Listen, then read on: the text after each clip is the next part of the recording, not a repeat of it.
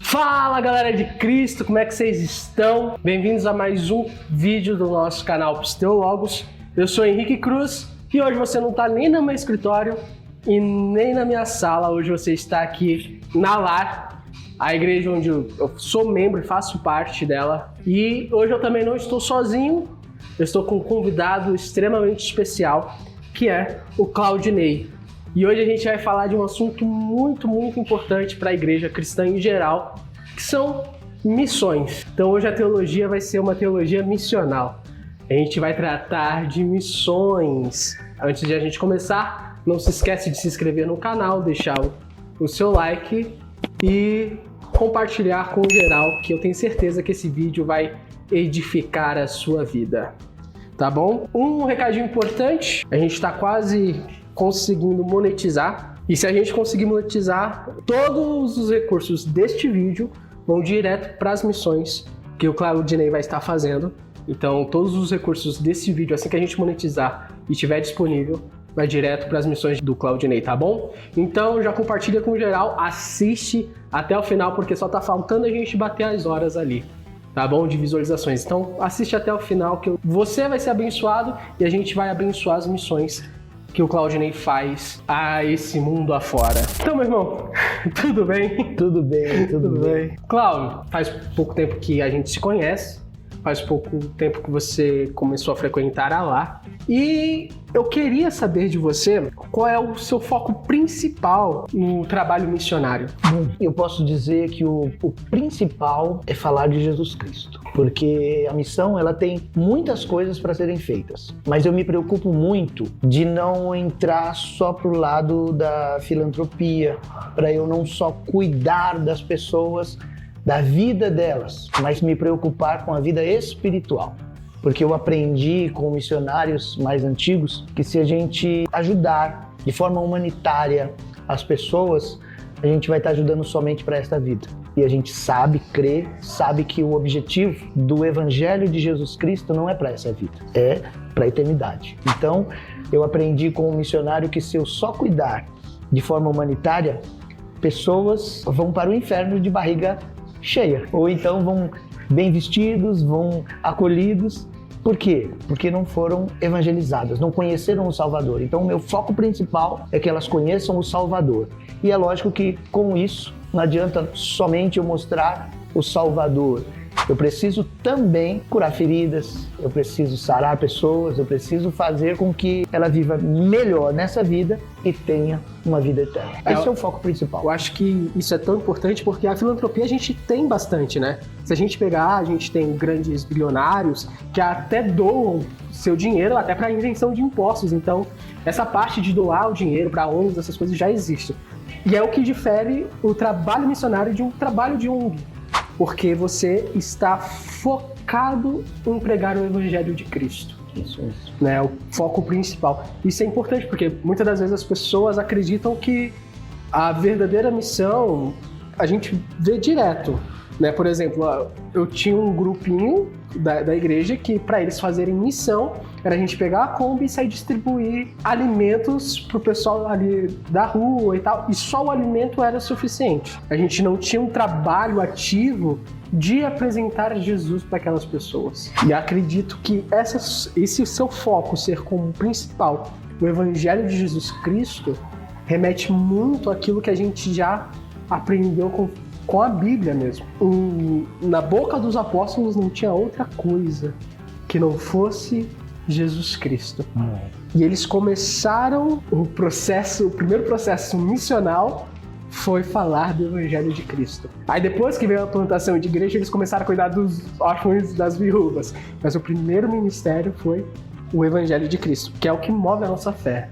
Jesus Cristo. E quais têm sido os maiores desafios que você tem enfrentado na sua jornada missionária? Olha, desafios são muitos mesmo. Acho que é até difícil para eu listá-los, né? Mas vamos lá. Eu acho que o maior desafio hoje, particularmente o meu maior desafio é que todos os dias eu penso que o tempo está acabando e cada vez tem mais coisas para fazer. Por exemplo, hoje, enquanto nós estamos conversando aqui, mais ou menos 4 bilhões de pessoas Metade da população mundial nunca soube que existe um Salvador que morreu na cruz para salvar. E aí, quando eu me deparo com esse índice, que eu vejo que se a igreja despertasse hoje, toda a igreja do mundo, todos os cristãos do mundo, se eles acordassem hoje e dissessem: nós vamos falar do amor de Jesus para 4 milhões de pessoas em tempo recorde, não daria tempo. É essa a impressão que eu tenho, que não vai dar tempo. E aí, muitas pessoas pensam: mas tudo bem, Deus vai dar uma outra chance. Não tem outra chance, não tem outro plano. O plano perfeito já aconteceu. O que fica faltando é a segunda parte do plano perfeito, que é a parte da igreja. Então eu vejo que se perde muito desse tempo. E quanto mais se perde desse tempo, mais pessoas se perdem, quantas pessoas morrem e morrem sem a salvação. E aí talvez alguém possa pensar: mas morrer sem salvação? Sim, porque a salvação, tem muitas pessoas que se confundem. Por exemplo, existe um texto que Josué, se eu não me engano é no livro de Josué, que ele diz: eu e a minha casa serviremos ao Senhor. Certo? Ele, quando usa esse texto, eu e a minha casa serviremos ao Senhor, é uma decisão que não se encaixa na salvação. Não serve para a salvação, porque alguns cristãos pensam: Deus não leva em consideração o tempo da ignorância. Mas a salvação não é assim.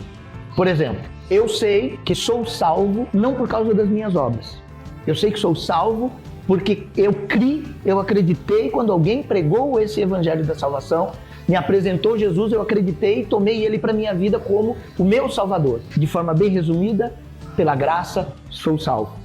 Mas é porque eu tive acesso. Eu tive acesso a essa graça imerecida. Mas se ninguém tivesse pregado o evangelho para mim ou falado desse Salvador, a graça não me alcançaria, porque eu não declararia a minha fé, a minha convicção em Jesus. Então como que a graça ia me salvar? Então esse é o grande problema. Quantas pessoas que estão indo para o inferno, ou seja, que estão morrendo sem a salvação. Não porque elas não quiseram, é porque elas não foram alcançadas. Esse é meu maior desafio como missionário.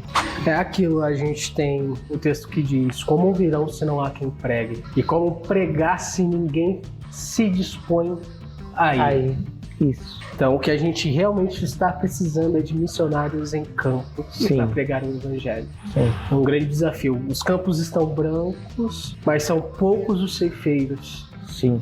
Os ceifeiros nessa dispensação de levar o evangelho de Cristo às nações. É engraçado porque por mais que nós somos a maior religião do mundo, com 2,4 bilhões de pessoas convertidas, ainda é 1/3 de toda a população. Infelizmente, essa estatística que nós conhecemos é uma estatística de 2,4 bilhões. 2,4 bilhões de cristãos. Se você comparar com os 8 bilhões, então temos aí 6,6 que não são cristãos. Esse é o maior problema.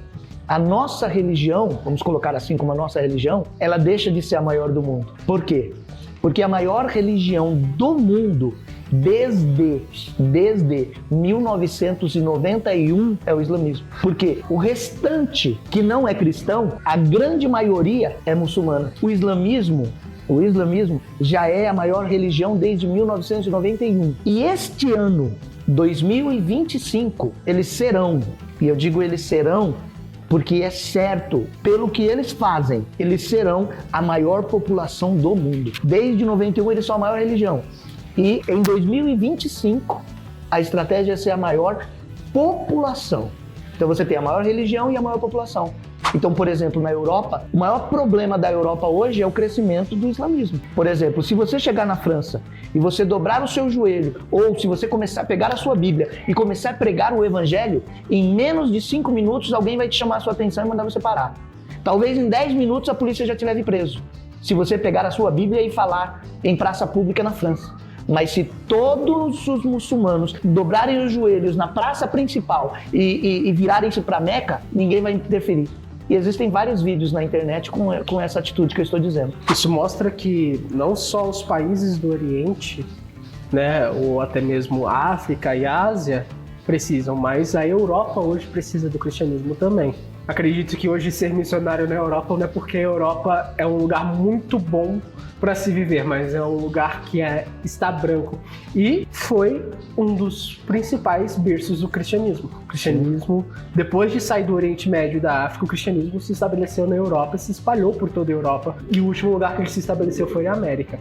E pensar que os lares onde a gente tem grandes teólogos como João Calvino, onde surgiu Martinho Lutero, John Wesley, todo esse arredor de onde eles surgiram, a maioria dos grandes teólogos que a gente tem do século XX, também ali da Alemanha, estão precisando do cristianismo mais uma vez. O cristianismo precisa voltar a ser o centro da Europa.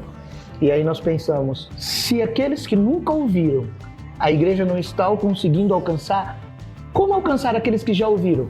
E desistiram no meio do caminho. Essa é a minha maior preocupação como missionário. A gente, quando cita a situação da igreja, a gente percebe que, pelo menos aqui no Brasil, a gente tem grandes problemas com o financeiro da igreja, né? A gente tem megas churches, pessoas que investem dinheiro pesado em igrejas hoje com área VIP, cobrando altas e altas mensalidades para trazer essas pessoas, mas tem muita igreja esquecendo que missão também precisa de ajuda financeira. Como você vê todo esse cenário, como para você que está sempre no campo, ali como missionário, como você lida com a ajuda financeira e as orações? Esse é um ponto muito forte, né? A igreja é uma outra coisa que para mim é muito preocupante. A quantidade de arrecadação que todas as igrejas têm, se elas separassem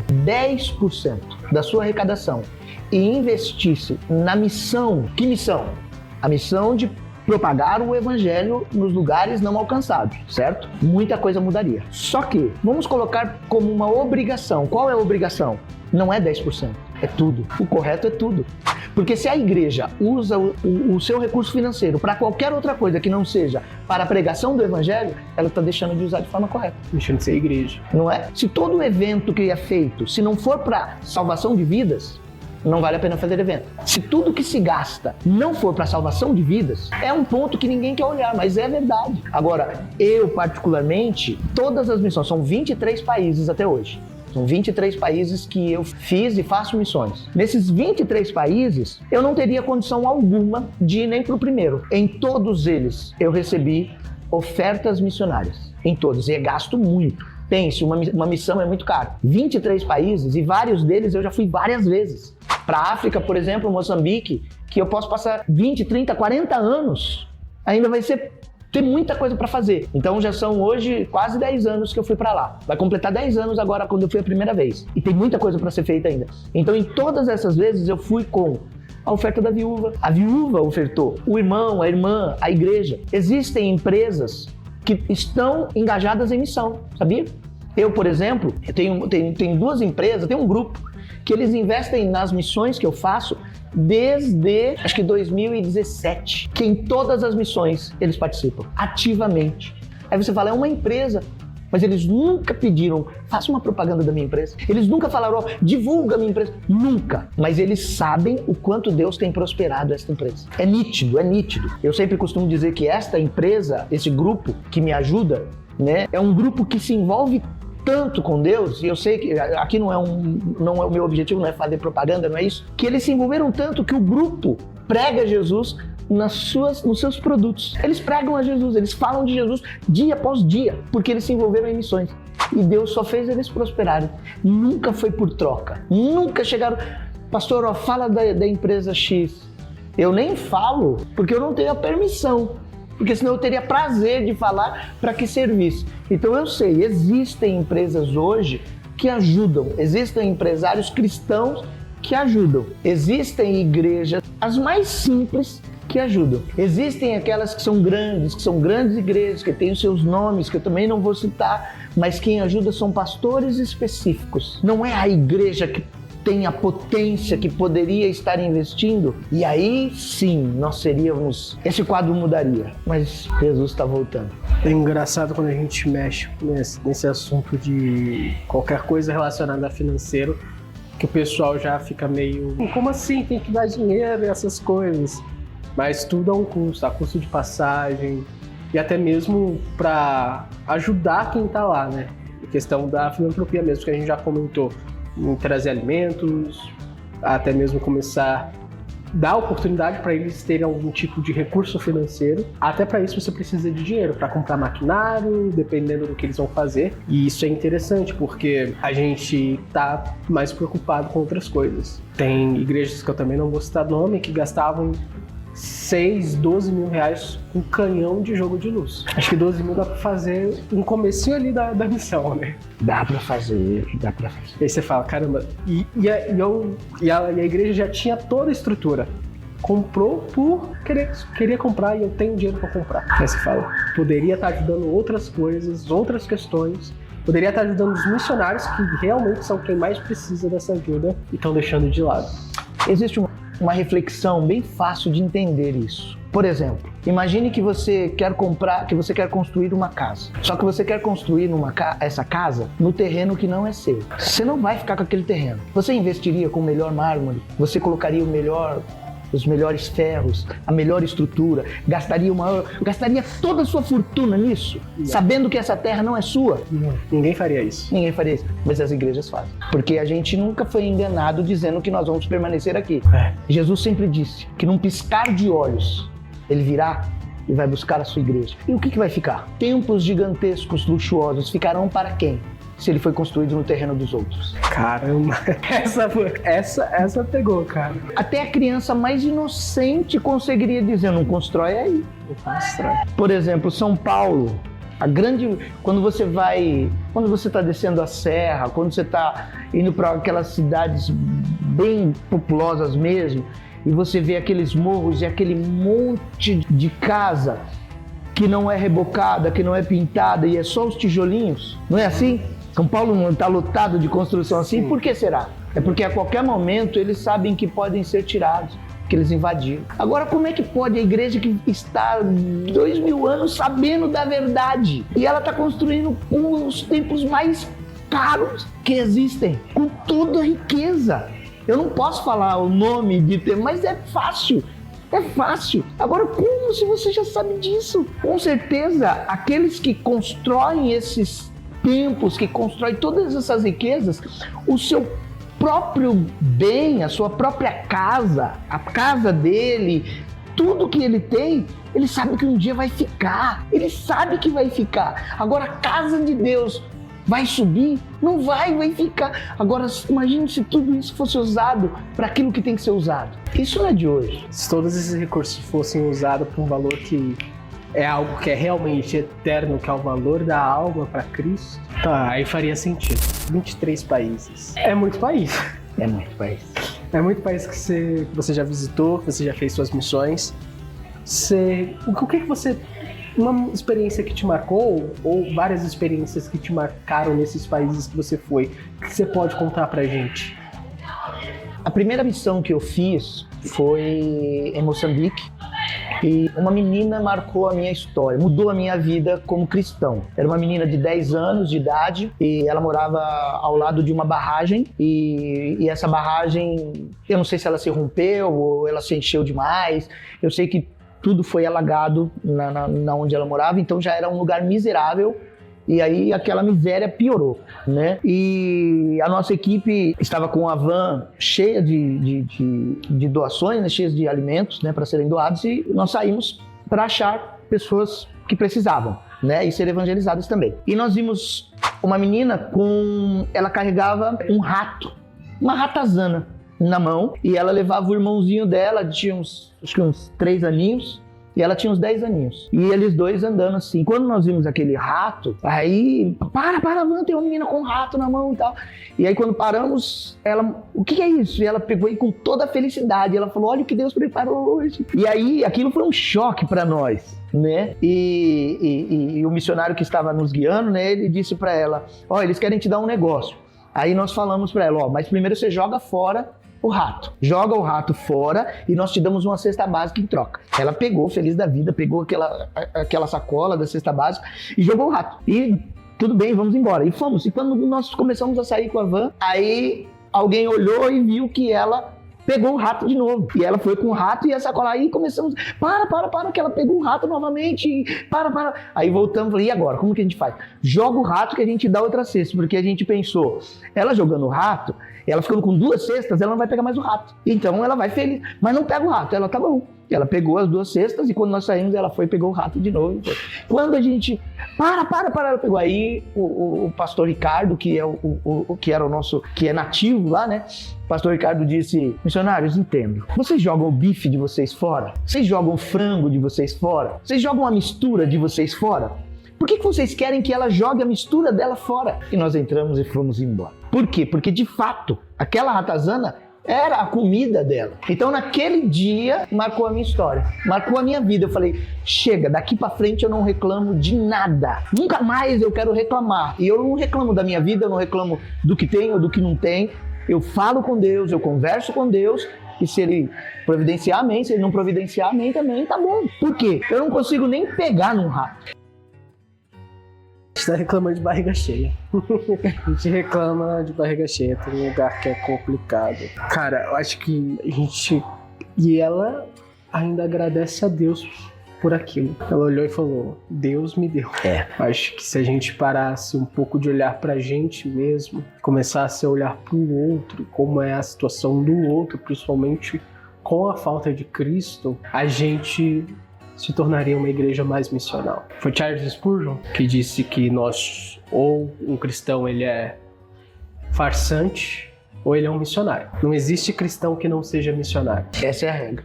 Essa é a regra. E a pergunta é necessário ser missionário só para fazer missões internacionais? Boa pergunta. A começar de que eu aprendi isso. Missão não é para missionário. Missão não é para missionário. Por que missão não é para missionário? Porque quando Jesus disse para os discípulos, vamos pegar especificamente Pedro. Quando ele disse para Pedro, Pedro, tu me amas? E Pedro diz, sim, Senhor, eu te amo. Qual é a forma que Jesus reage com a resposta dele? Apacenta. Ele diz, apacenta os meus cordeiros. Em João você vai ver, apacenta os meus cordeiros. Depois ele vai dizer, então, aí na segunda vez que ele fala, apacenta as minhas ovelhas.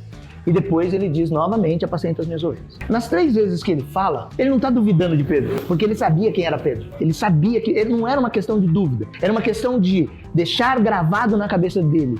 Pedro, se tu me amas mesmo, de verdade, prova, não com palavras. Apacenta as minhas ovelhas e você vai provar para mim que me ama de verdade. Por quê? Porque Jesus não ia mais apacentar. Ele não ia mais ficar. Agora estava na mão dos discípulos. Estava na mão do Pedro, que disse que ia matar se fosse possível. Mas ele não abandonava Jesus. Só que, por ele ser humano, ele negou. Então Jesus está dizendo, se você me ama, então, às vezes, o provar através do amor é que está faltando na igreja. Por que eu digo isso? Amar a Deus sobre todas as coisas. Primeiro. Segundo, amar o próximo como a si mesmo. Como a si mesmo. Mas é duro dizer isso, mas desde que eu nasci, eu ouço falar que é primeiro eu. A gente já nasce se amando, né? Deus me ama, Deus faz pra mim, Deus é todo poderoso pra mim, Ele vai me abrir porta, Ele vai fazer, é tudo pra mim. E o próximo? Não tem. Se der, é o próximo. Eu aprendi isso sentado na igreja. Eu ensinei isso até o dia em que eu fui despertado e eu me converti de novo. De fato, eu entendi qual é a função. Então, missionário não é para fazer missão. Cristão é para fazer missão. Jesus não disse, você missionário vai fazer missão. Não. É para todo mundo que recebeu de graça. Qualquer um que recebeu de graça tem que dar. Se eu recebi, eu amo a Deus acima de todas as coisas e também amo o meu próximo, eu vou dar para ele aquilo que eu recebi e de graça. Cara, todo mundo diz que dar aquilo que a gente não pagou, não fez por merecer, a gente dá. Alguém te dá uma coisa, aí você chega entre dar aquilo que você conquistou e dar aquilo que alguém te deu, você vai dar aquilo que você recebeu de alguém, não aquilo que você suou para ter. Mas isso não funciona com a graça. Se é de graça, você vai dar de graça. Com a graça, a gente não faz isso. Quantos que, eu e a minha casa serviremos ao Senhor. Mas e a casa do seu vizinho? E o padeiro? E o cara que você pega ônibus com ele o ano inteiro? E o cara do Uber? E todo mundo que você tem contato? Eles são os teus próximos. Então eu não preciso de ir até o outro lado do mundo para fazer missão. Eu posso fazer missão com os caras que estão ouvindo funk do outro lado. Eu não vou criticá-los. Eu não vou, eles só fazem porque eles não estão sabendo de nada. Como falar se ninguém falou para eles? Como mudar se ninguém me mostrou o caminho? Cara, é interessante como a gente tem muitas oportunidades. Eu já perdi as contas de quantas vezes eu estou no Uber junto com a Beatriz, a minha esposa, e a gente tá conversando e falando de Jesus ali, e o Uber assim, começa a falar também. Quase todos que eu pego é gente que tá muito fraco, gente que tá decepcionada com a igreja, gente que teve um mesmo que começou a contar todo o testemunho dele, de quantas vezes ele tentou se matar. E que aquela conversa que eu estava tendo com a minha esposa no carro aquele dia, que a gente estava falando sobre o sofrer por Cristo, a gente estava falando sobre os mártires. E, por conta de uma conversa, o Uber falou, cara, vocês mudaram o meu dia hoje. E é engraçado porque quando você vive para Cristo Jesus, e na sua mente e no seu dia a dia só tem Cristo Jesus, a missão ela acontece de forma automática. Porque todo mundo que está ao seu redor não vai ouvir falar de outra coisa que não seja Jesus Cristo. Concordo. Então acho que o principal é colocar na cabeça das pessoas que elas amam a Deus, então elas falam o tempo inteiro desse Deus. E aí o seu vizinho vai ouvir sobre esse Deus. Seu amigo do trabalho vai ouvir sobre esse Deus. A escola vai ouvir sobre esse Deus, a faculdade, o cara do ônibus. Eu penso assim, sabe, Henrique? Acho que todo mundo que está te ouvindo aqui, que está nos ouvindo, vai entender o que eu quero dizer. Quando a gente sai desse automático, do crente automático, do cristão automático, e a gente procura aprender um pouco mais pelo Espírito Santo, a gente começa a notar as coisas mais simples. Por exemplo, nós, no nosso evangeliquez, a gente gosta de dizer que o Espírito Santo habita em nós. E não é mentira, é verdade. Ele habita em mim. Por quê? Porque somos templo. O nosso evangeliquez. Mas por que ele habita em nós? Se a função dele é preparar a igreja, se a função dele é preparar a noiva, eu tenho o Espírito Santo dentro de mim, você tem o Espírito Santo dentro de você, e você sabe disso. Em qualquer lugar do mundo, o Espírito Santo está pronto para lhe usar. Ele não vai vir até você quando você... Não, ele está dentro de você. Então por que nós não usamos isso e deixamos ele nos usar? Às vezes a gente se torna muito mesquinho. A gente não pensa, parece, cara. A gente se torna muito mesquinho, a gente quer tudo só pra gente, tá tudo certo. Deus mudou minha vida, então tá bom. Esse é o maior problema da igreja. Como sua fé ela foi fortalecida em meio a todo esse período de missões em que você se engajou nesse tempo em missões? Acho que é uma das grandes experiências que podem mudar é a fé, né? Como é que a sua fé se fortaleceu nesses momentos? É assim, ó, quando eu aceitei a Jesus Cristo como meu Salvador, há 30 e poucos anos atrás, eu nasci em berço evangélico, né? Minha mãe e minha avó sempre ensinaram, mas uns 11, 12 anos de idade, eu saí da igreja e fiquei até os 18. E eu tinha dentro de mim que eu voltaria para a igreja. Porque quando eu era pequeno, eu ouvi uma palavra num cultinho das crianças, que era, ensina o teu filho no caminho que ele deve andar. E nunca mais vai se desviar dele. Eu tinha dentro de mim. Quantas foram as vezes que eu orei, é loucura o que eu vou dizer, mas eu orei dentro de balada. Quantas vezes eu orei encachaçado? Porque essa palavra não saía de dentro de mim. E quando eu voltei para Deus, quando eu voltei para Jesus, quando eu decidi servi-lo, eu não vim no pior dia, eu vim num dia legal, que eu tinha tudo, não me faltava nada, mas foi ao aceitar Jesus, aí eu perdi tudo. Só que com 15 dias, isso eu tomei uma decisão, com 15 dias eu já estava pregando o evangelho, só que eu não sabia do evangelho. Com 15 dias eu falava de Jesus para qualquer pessoa, eu queria falar, porque eu recebi dele. Então eu coloquei um desafio dentro de mim, eu quero aproveitar o tempo que eu perdi. Eu perdi muito tempo, então já que é assim eu quero recuperar. E com 15 dias. Então como que eu pregava o evangelho com 15 dias? Eu falava daquilo que eu ouvia. E eu fui aprendendo e buscando. E eu aprendia isso, eu aprendi assim. Eu sempre acreditei, de fato, que o Espírito Santo era comigo, que Jesus me salvou e que eu era realmente filho de Deus. Então eu queria só isso. E assim eu ensinei a minha esposa, que na época nós éramos noivos, eu ensinei a minha esposa, ensinei os meus filhos, que hoje eu tenho um pastor e 2 missionários. Então, meus 3 filhos e a minha esposa e eu, nós decidimos, nós vamos servir a Deus. E eles são casados, 2 são casados e as suas famílias fazem a mesma coisa. Porque eu não vejo outra maneira. Então é uma junção de fé e convicção e trabalho, que eu acho que é isso que é a igreja. Isso é incrível. Você está indo para missões por esses meses, né? A próxima missão é entre fevereiro e março, no máximo. Tá. Essa missão vai ser? Eu vou para o Paquistão. Eu vou pela 3ª vez para o Paquistão. E como é o ambiente nesse local missionário aí que você está indo? Imagina que você vai enfrentar. O Paquistão, hoje eu acho que ele está acho que ele é o 8º ou é o 6º país mais perigoso do mundo, né?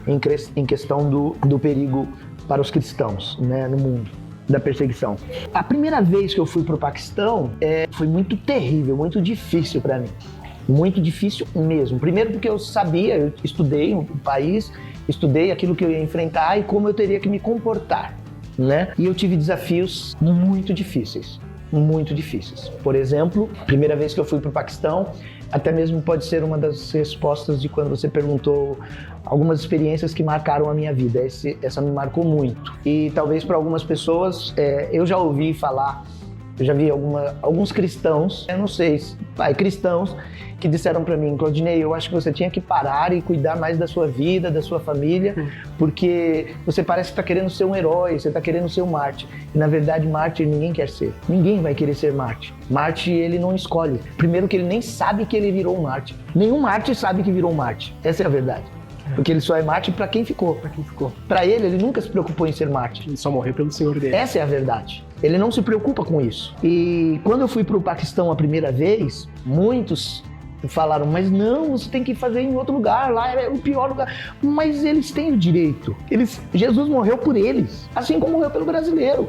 Ele morreu por eles. A diferença é que eu nasci no Brasil e eles nasceram lá. Mas a morte de Cristo serve para purificar os dois, para santificar os dois, para salvar os dois. Então eu me esforcei para conhecer a cultura, para conhecer o ambiente, para saber realmente o que ia acontecer comigo a qualquer momento. Porque você vai morrer por Cristo. E de fato eu passei por esse momento várias vezes. Mas teve uma que marcou a minha vida. Foi um dia em que era o último dia da missão, era o último dia, na verdade era o último dia de atividade, no outro dia era a minha viagem. Então eu estava extremamente exausto, cansado demais, eu estava num esgotamento total. E já eram 11 horas da noite, uma coisa assim, a gente começa às 5 da manhã, para aproveitar o tempo. E era 11 horas da noite, eu estava muito cansado e eu, dentro da minha cabeça, eu falei: eu vou pedir para o pastor Simon me deixar descansar amanhã, porque eu vou viajar.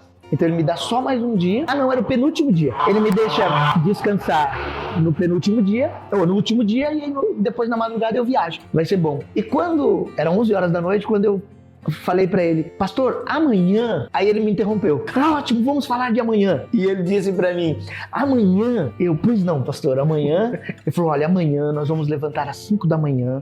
Amanhã vai ser o dia mais cheio do que hoje. Aí eu... sei. Ele disse: amanhã nós vamos levantar às 5 da manhã, porque às 5h30, 5h45, nós temos que estar do outro lado de Lahore. E nós vamos chegar lá às 5 da manhã e vai ter um povo esperando por nós, tal. E eu falei: tá bom. E depois, aí às 9 nós vamos estar em 11 e meio-dia. E ele foi contando todo dia. E eu falei: tá bom. E eu lembro que nós chegamos em casa, na casa dele, e quando nós chegamos, ele: você ia falar o quê mesmo de amanhã? Aí eu: nada não, boa noite. E de fato foi. Quando foi 5 horas da manhã, nós levantamos e nós tínhamos que rodar 78 quilômetros até o distrito que nós íamos chegar. Na verdade, era uma fábrica de tijolos e a gente levantou muito cedo. E eu, dentro de mim, aqueles questionamentos: por que tão cedo? Podia ser um pouquinho, a gente não tem nem tomado café.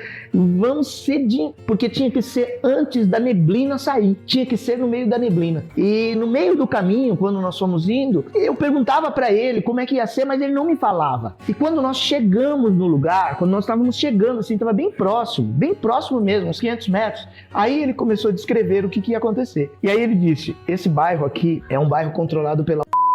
Aqui é um distrito de radicais. E os radicais são donos da fábrica de tijolos. Falei: mas não é na fábrica de tijolo que nós vamos? Ele: isso. Mas eles ainda não acordaram. Só que a gente já tinha parado o carro. Nossa. Ele falou: é aqui a fábrica. Só que eu não vi a fábrica, porque era só neblina. E eu disse pra ele: mas e aí? Como é que vai ser? Ele falou: você tem 5 minutos, você vai descer do carro. Olha o detalhe, você vai descer do carro e você terá 5 minutos. Dentro desses 5 minutos, você vai usar 3 para falar o evangelho e nos últimos 2, você vai oferecer Jesus para eles e no último você ora. Você orou, voltamos pro carro e vamos embora. Eu falei: tudo bem, tá bom. Ele: então desce. Eu falei: mas não tem ninguém. Ele: vai aparecer. Pode descer porque já tá tudo combinado. E eu saí do carro e ele foi manobrar o carro. E quando eu saí, quando Jesus fala que era como ovelhas sem pastor, perdidas, do meio daquela neblina, eu nunca vou esquecer essa cena. Começaram a vir pessoas, crianças, velhos, idosos, jovens, mulheres que trabalhavam naquela fábrica, que eram naquela fábrica vindo, crianças de colo, e eles vindo, e se formou um grupo assim, entre 30 e 40 pessoas assim. E o pastor Samuel disse: começa a falar. E eu falei, tá bom. E eu comecei a falar. Mas de fato eu só comecei. O que é 3 minutos para um sermão? O que é 3 minutos para as nossas folhas e folhas de sermões? Nós gastamos 3, 4 horas só para preparar o sermão. Eu tive um pastor que ele ficava 15 dias para preparar um sermão. Eu falava, meu filho, quantas pessoas morrem em 15 dias esperando até você? Que forno é esse? Pelo amor de Deus. Mas não adiantava. Era incrível você ver aquelas ovelhas sem pastor. E eu só tinha 3 minutos. E quando eu comecei a falar de Jesus, eu só comecei. Ele já disse, para. Oferece Jesus para elas. Pergunta se elas querem aceitar a Jesus Cristo como Salvador. E eu falei, pastor, eu não posso fazer isso. Porque eles não entenderam nada. Por mais que eu tenha falado rápido, eles não entenderam absolutamente nada. E ele diz, você está perdendo os 2 minutos que nos resta. Pergunta. E eu perguntei. E quando eu perguntei, todos estavam já com a mão levantada. Todos. Desde as crianças. E eu falei, pastor, eles não entenderam. Eu não posso. Ele falou, você está perdendo o último minuto da oração que eles esperam a vida toda. Feche os olhos e ore por eles. E eu fiquei até com vergonha, com medo dele. Porque o urdo, eles falam assim, meio bruto. Eu falei, esse pastor vai me bater. E quando ele falou daquele jeito duro, ora logo, você está perdendo tempo. Eu não tinha noção do perigo. E quando eu fechei os meus olhos, ele veio aqui no meu ouvido.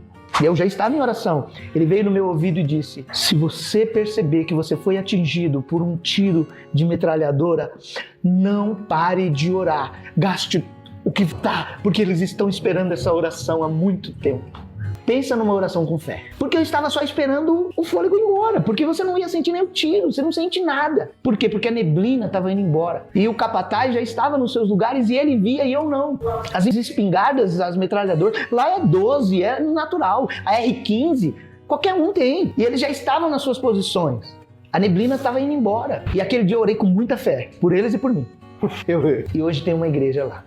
Nossa. Todos aqueles 39 já foram batizados nas águas. E hoje tem uma igreja lá. É engraçado porque eu sou um cara que estuda a história da igreja. E eu estudo a história dos mártires, a gente tem até o vídeo sobre os mártires. E é muito incrível como sempre os missionários se tornam mártires. A palavra mártir é o que a gente traduz como testemunhas. Amém. Como testemunhas. Tem a história de Santa Felicidade, por exemplo. O nome da pessoa era Felicidade. Ela foi casada, teve 7 filhos.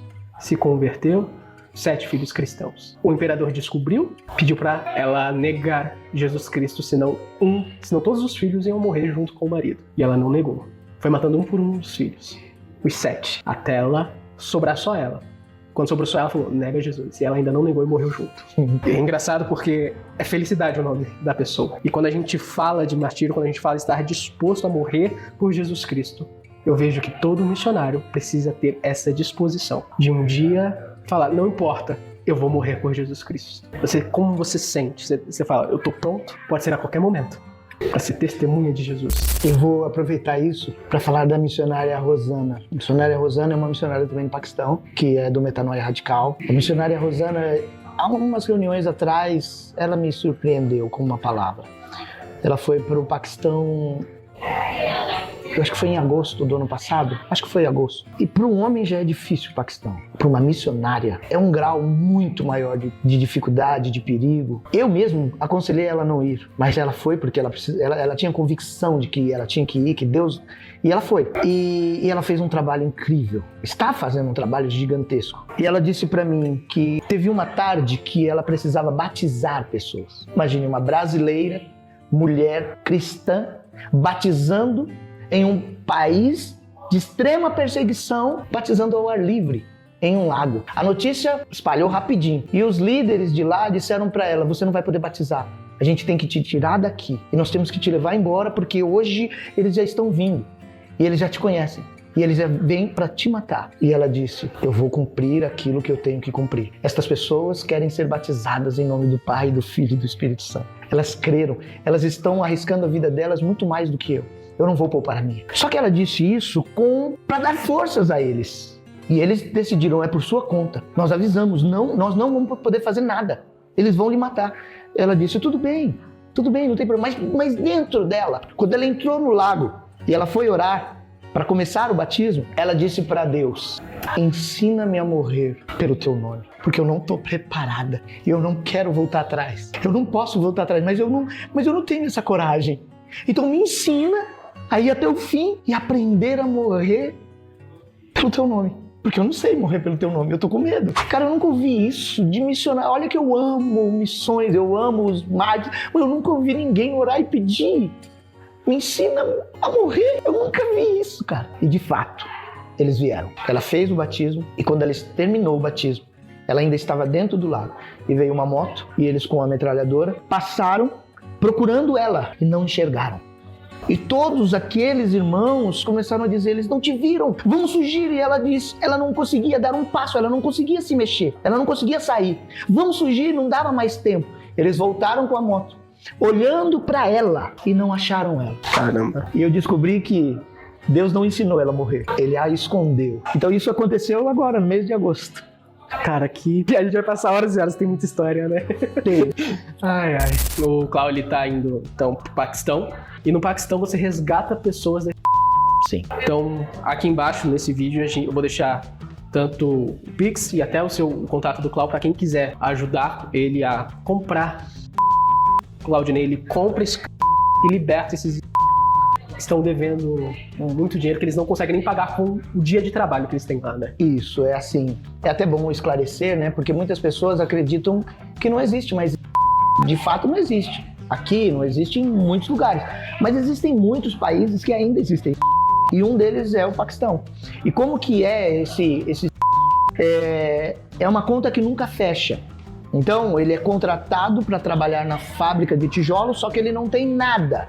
Então é dado a ele arroz e alguma coisa mais, além do arroz. Só que, por exemplo, 4 dias de trabalho, dependendo da família, 4 dias de trabalho, eles conseguem fazer 1000 tijolos. Existem famílias que conseguem fazer em 2 dias e meio, mas dependendo da família, 4 dias. E nesse período todo de 4 dias, quando ele entrega 1000 tijolos, ele vai receber, quando eu estive lá, era $1.4. $1.4. Só que um pacote de arroz, um saco de arroz, custa na época, né? Custava na época, um pacote de arroz custava, acho que era $5. Não tenho certeza, mas $5. É um valor, eu tô falando do arroz. Então ele vai trabalhar 10 dias para comprar um arroz. Mas o que é o arroz na nossa vida? Em tudo aquilo que a gente precisa? Não é nada. Agora imagine você trabalhar quase um mês para comprar só o arroz. O que vai acontecer com tudo aquilo que você precisa além disso? A sua dívida vai aumentando. Então o dono daquela fábrica, ele se torna o seu dono. Por quê? Porque você nunca vai conseguir. Você vai produzir, vai dar fome, vai precisar de mais, e ele sempre vai te servir. Ele sempre vai te dar. E essa conta nunca vai fechar. Então existem pessoas hoje que estão pagando a dívida do avô que morreu. E a dele? Uma criança de 3 anos de idade já trabalha na fábrica de tijolos. Ela trabalha, não é ela não tem o que fazer. Não, ela trabalha, ela fica em cima dos tijolos virando o tijolo, porque ela é leve. Então e é trabalho, e ela tá pagando a dívida do pai. Só que ela também come. Só que eu tô falando de uma criança de 3 anos. A família que nós libertamos no ano passado, em março do ano passado, era o pai, a mãe, um garoto de 15 anos, um garoto de 11 anos e um bebê. O bebê, enquanto ele estiver mamando, a mãe vai lá, dá um mamar, faz ele dormir e volta. O dia inteiro. Ele chorou, ela vai lá, dá um mamar e volta. E quando ele começar a andar, ele já vai ficar ali. Então, o que nós fazemos? Tem um detalhe interessante. Muitos deles, se eles negarem a Jesus, porque eles são cristãos, se eles negarem a Jesus e se converterem ao Islã, a dívida deles é perdoada. E eu já perguntei para muitos deles: por que você não nega Jesus e fica livre? E ele diz: mas eu sou livre. Caramba. E muitas vezes eu ouvi isso. Mas eu sou livre, porque eles só conseguem me prender aqui, mas lá dentro eles não conseguem me prender. Eu falo com Deus todos os dias. Eu sou livre, o meu pensamento eles não prendem. Eu trabalho o dia inteiro livre. Eles acham que me prendem, mas eu sou livre. E eu sei que um dia, aquele que me livrou por dentro vai me livrar por fora. E você fala o quê?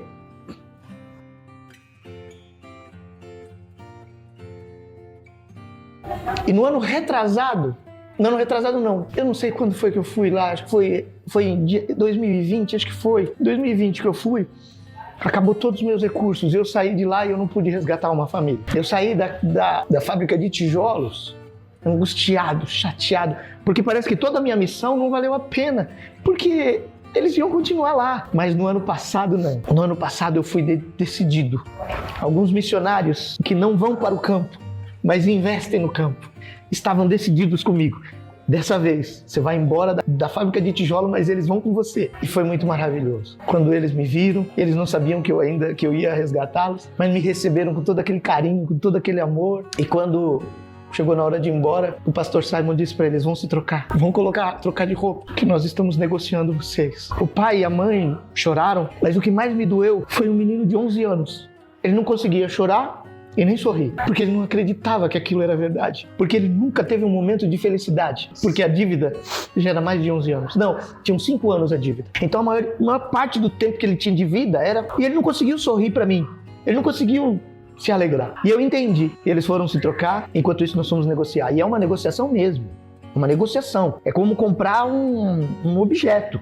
Então eu comprei, nós pagamos o preço que foi pedido, pagamos e foi riscada aquela dívida. E eu tenho até um vídeo no Instagram, vocês têm também, que como ninguém me entendia, então eu fiz questão de gravar aquele vídeo no meio dos islâmicos e eu falei: eles estão livres e foram pagos em nome do Senhor Jesus, que era aquilo que ele tinha pedido quando eu fui lá em 2020, que ele acreditava que aquele que livrou ele espiritualmente ia livrar também as algemas físicas.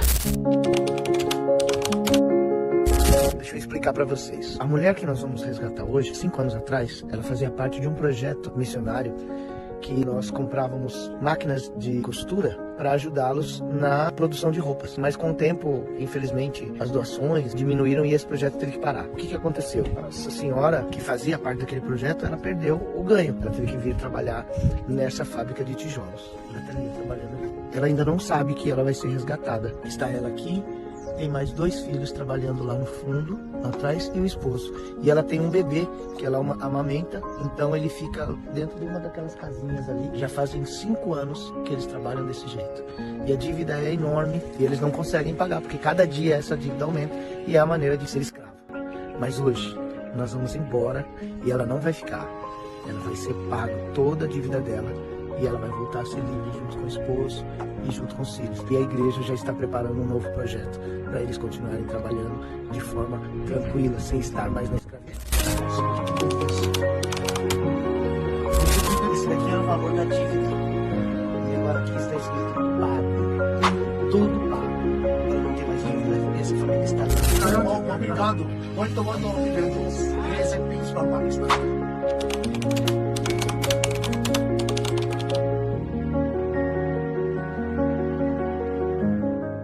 E eles foram libertos. E esse é o nosso objetivo. Eu digo nosso porque é o meu, é seu, é de todos que estão ouvindo. Nós vamos agora novamente para lá para comprar mais. E é comprar mesmo. Eles são meus para serem livres. Lá, quem é o dono deles? Sou eu. Para quê? Para eles serem livres. Ninguém pode mais, porque eles foram comprados. Eu nunca imaginei que eu viveria isso. Eu me lembro daquele filme A Lista de Schindler. Conheço. Quando no finalzinho, quando Schindler vai ser preso, e ele diz, quando ele ganha um anel, quando ele tá indo carro, e ele tinha libertado 1.200 pessoas, uma coisa assim, comprado cada uma. Toda vez que eu via aquele vídeo, eu olhava e eu falava: meu Deus, o que é isso? Esse homem comprou e mudou uma história. Quantos que ele mudou a história daquelas pessoas? Hoje é uma nação, hoje pense quanto se multiplicou aqueles 1.000. Quantas gerações se passaram já? E quando eu me vi pagando e vendo eles indo embora, eles me esperando, e eu falei: vocês não precisam me esperar, podem ir embora. E eles dando os primeiros passos naquela fábrica, o restante dos dando tchau pra eles com alegria, porque eles foram livres. Eles estavam tristes porque eles não, mas eles estavam felizes porque aqueles ali estavam indo embora. E eles dando tchau, e eu olhei aquilo, eu falei: meu Deus, eu sei que eu não sou ninguém, eu não quero ser ninguém, eu não quero, mas eu louvo a Deus porque eu posso dizer: Jesus me usou. Jesus usou cada um que contribuiu, cada um que foi, porque eu só sou o que foi. Tudo bem que eu sou aquele que pode levar o tiro, não tem problema. E eu vejo que isso é Cristo, isso é o Evangelho. Fora disso, não é o Evangelho.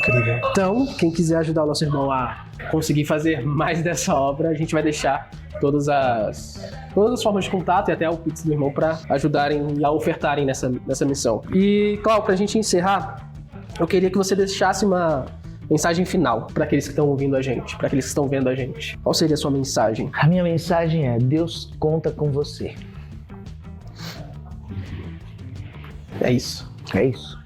Obrigado por assistir até aqui, e eu acho que esse vídeo foi bem especial, né? E quem sabe a gente não faz mais. Tem bastante gente aí pra gente divulgar, missionários que normalmente estão no anonimato, né? E que a gente não conhece muito qual é a vida deles, e a gente pode ter essa oportunidade, ter esse espaço para trazer aqui. Então, é isso. Obrigado por assistir até aqui. Não se esquece de se inscrever no canal, ativar o sininho aí de notificações para você saber quando tiver mais vídeos.